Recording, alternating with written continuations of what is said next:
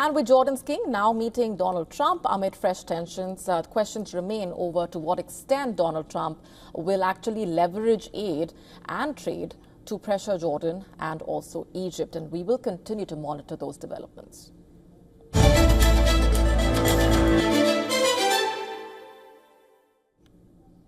Shifting focus for now, world leaders and tech bosses convened in Paris on the second and final day of the Artificial Intelligence Action Summit. Indian Prime Minister Narendra Modi co-hosted the summit with French President Emmanuel Macron. The Indian Prime Minister stressed on the need to build quality data sets free from biases in order to benefit the world, saying that artificial intelligence should cater to the public. The Indian Prime Minister expressed that artificial intelligence will only help create more jobs in the future. The Indian Prime Minister also said that India is ready to host the next AI summit.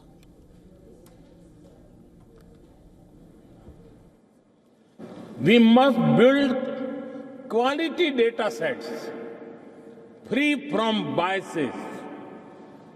We must democratize technology and create people-centric applications. Indian Prime Minister Narendra Modi also met with US Vice President J.D. Vance on the sidelines of the AI summit, while the Indian Prime Minister asserted that global governance that builds trust and upholds mutual values is necessary for AI.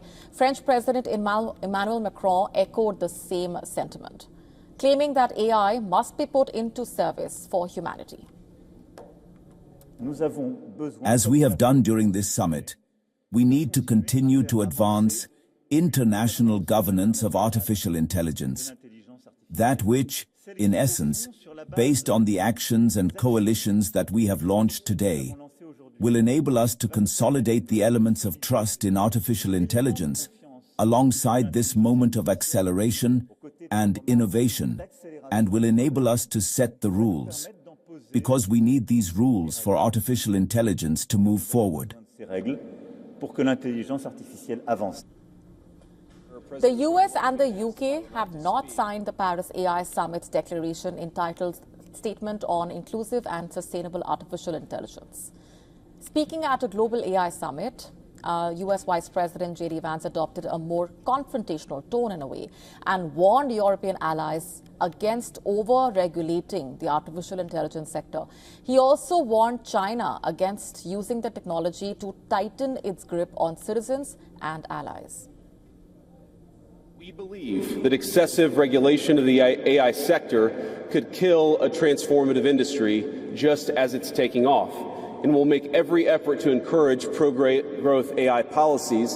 And I like to see that deregulatory flavor making its way into a lot of the conversations this conference. Protests erupted on the final day of the AI summit, with demonstrators protesting Elon Musk's invitation to the summit. Activists with the Action Justice Climate movement unfurled banners and covered Tesla's French headquarters building with paint. This hours before the AI conference started, Elon Musk reportedly put in a bid for star developer OpenAI, underscoring AI's potential to gather power into a single pair of hands.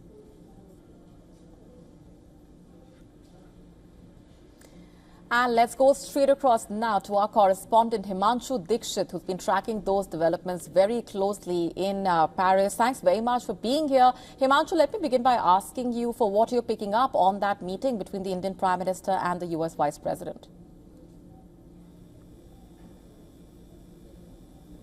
Just to let you know that, as you said in your report, that Indian Prime Minister's speech today at the AI summit was very inclusive. And as you can see, J.D. Vance's tone was a bit different. As you know, the Trump administration is about America first. So I'm sure that those talks would have been addressed in that meeting.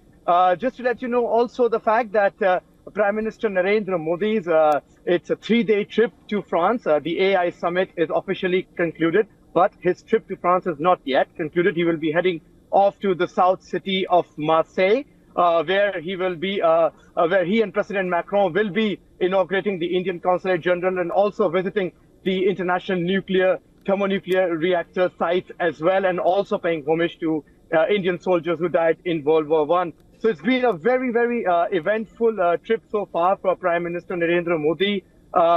If you see the speech that Prime Minister Narendra Modi gave, and if you mirror it with the French President Emmanuel Macron, you will see that both the President Macron and Prime Minister Modi pretty much had a similar message of inclusive, and that the AI should be used for the global betterment of humanity and used in scientific research, medical, and agriculture. However, US, of course, has a bit of a different tone, where they said that it has to be more for innovation than for making sure that there are certain kinds of regulations that are put on artificial intelligence. So Prime Minister Modi still must have addressed those concerns with Vice President J.D. Vance. And of course, the upcoming trip to Washington, where he will be meeting President Donald Trump. Right, and we will be coming back to you for further updates, Himanshu. Leaving it there for the moment. Thanks very much.